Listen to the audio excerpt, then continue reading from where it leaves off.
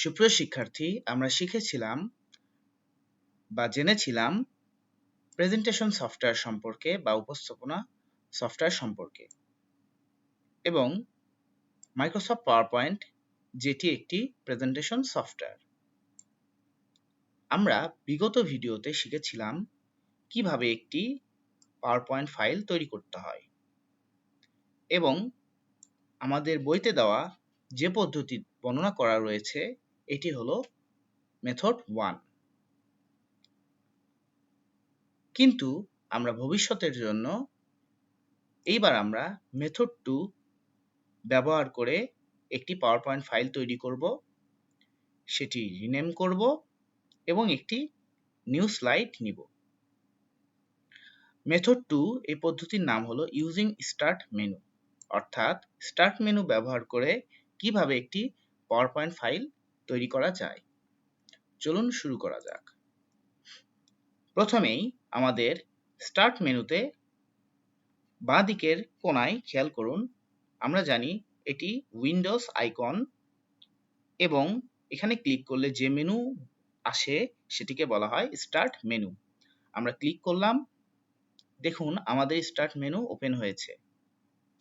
এইবার আমরা mouse scroll wheel বা শুধু হুইল যেটি আমরা জানি এটি ঘুরিয়ে ঘুরিয়ে নিচের দিকে আসব এবং পাওয়ার পয়েন্ট খুঁজে বের করব। আমরা পাওয়ার পয়েন্ট খুঁজে পেয়েছি। এইবার এটি ক্লিক করব। ক্লিক করার পর আমরা এখান থেকে এই ইন্টারফেসকে বলা হয় হোম ইন্টারফেস। এই হোম ইন্টারফেস থেকে আমরা ব্ল্যাঙ্ক প্রেজেন্টেশন অপশনটি সিলেক্ট করব।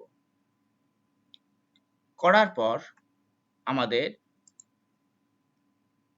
ওয়ার্কিং ইন্টারফেস চলে আসবে, অর্থাৎ পাওয়ার পয়েন্টের যেখানে কাজ করা যায় সেটাকে বলা হয় ওয়ার্কিং ইন্টারফেস। খেয়াল করুন এখানে আমাদের নিউ স্লাইড আমরা যা মেথড 1 এ নিয়েছিলাম আলাদা কমান্ড ব্যবহার করে, সেটি এখানে করার প্রয়োজন নেই। এখানে অটোমেটিক্যালি একটি নিউ স্লাইড আমাদের সামনে ওপেন হয়ে গিয়েছে। এইবার এই ফাইলটি আমরা রিনেম করব। তো রিনেম করার জন্য আমাদের আলাদাভাবে এটি রিনেম কমান্ড দেওয়ার প্রয়োজন নেই, তার বদলে এটিকে আমাদের সেভ করতে হবে এবং সেই সময় আমরা এটিকে রিনেমের কাজ করতে পারবো। তো এইবার এই ফাইলটি আমাদের সেভ করতে হবে বা সংরক্ষণ করতে হবে। এর জন্য আমাদের ফাইল অপশনে যেতে হবে। সর্ব বাঁদিকে উপরে কোণায় খেয়াল করুন, কার্সরকে খেয়াল করুন, ফাইল লেখা একটি ট্যাব বা মেনু রয়েছে, এখানে আমরা ক্লিক করব। ক্লিক করার পর বাঁদিকে আমাদের বেশ কিছু অপশন আসবে। এখান থেকে আমরা সেভ অ্যাজ ক্লিক করব। ক্লিক করার পর আমরা একটু ডান দিকে সরিয়ে কার্সরকে একটু ডান দিকে সরিয়ে ব্রাউজ যে অপশনটি রয়েছে এখানে ক্লিক করব। ক্লিক করার পর আমাদের এরকম একটি উইন্ডো ওপেন হবে বা স্ক্রিন ওপেন হবে, যেভাবে বলুন, এবং বাঁ দিকে আমরা জানি এই অংশটিকে বলা হয় ডিরেক্টরি। এই ডিরেক্টরি থেকে ডেস্কটপ সিলেক্ট করব। এইবার একটু নিচে এলে খেয়াল করে দেখতে পারবো এখানে লেখা রয়েছে ফাইল নেম। মূলত এটি আমাদের রিনেম করার বদলে ব্যবহার করা যাবে, অর্থাৎ আমরা রিনেম করে পূর্বে তৈরিকৃত মেথড 1 ব্যবহার করে প্রেজেন্টেশন সফটওয়্যার অর্থাৎ মাইক্রোসফট পাওয়ার পয়েন্ট, তার নাম দিয়েছিলাম ক্লাস 7, কিন্তু এই জায়গায় আমরা ওই একই নামটাই ব্যবহার করতে পারবো, রিনেম না করে ফাইল নেমের এই জায়গায় সেটি লিখে। তাহলে আমি এটি সিলেক্ট করে নিলাম। আমি সুবিধার জন্য কিবোর্ড নিয়ে আসছি। আমরা এটি সিলেক্ট করলাম, অথবা এভাবে ক্লিক করি, যেভাবে করি আমরা ব্যাক স্পেস দিয়ে মুছে ফেলবো। এরপর লিখব ক্লাস 7, ইন্টার প্রেস করব। খেয়াল করুন, আমরা জানি সবার উপরের বারকে বলা হয় টাইটেল বার। টাইটেল বারে আমাদের লেখা যে নাম সেটি দেখা যাচ্ছে এবং পাশে বলে দিচ্ছে এটি একটি পাওয়ার পয়েন্ট ফাইল।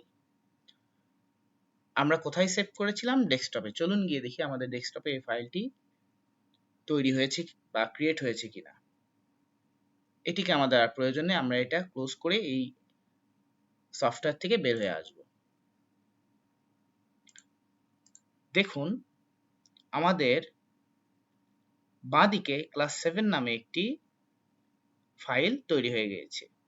দেখব এটি আমাদের সেই কাঙ্ক্ষিত পাওয়ার পয়েন্ট ফাইল কিনা। তাহলে ডাবল ক্লিক করে এটি আমরা ওপেন করব। হ্যাঁ, আমাদের তৈরিকৃত ফাইলটি আমরা এখানে দেখতে পাচ্ছি। আমি ক্লোজ করে দিলাম। তাহলে আমরা কি শিখলাম?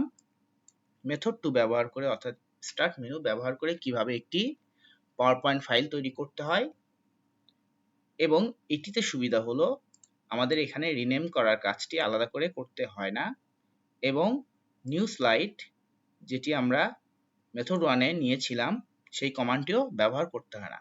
এই সবগুলো কাজ একবারেই করা যায়। এটি আমাদের জানার জন্য আমরা শিখে নিলাম। তবে লেখার সময় অবশ্যই আমরা বইতে লেখা মেথড 1 ব্যবহার করব।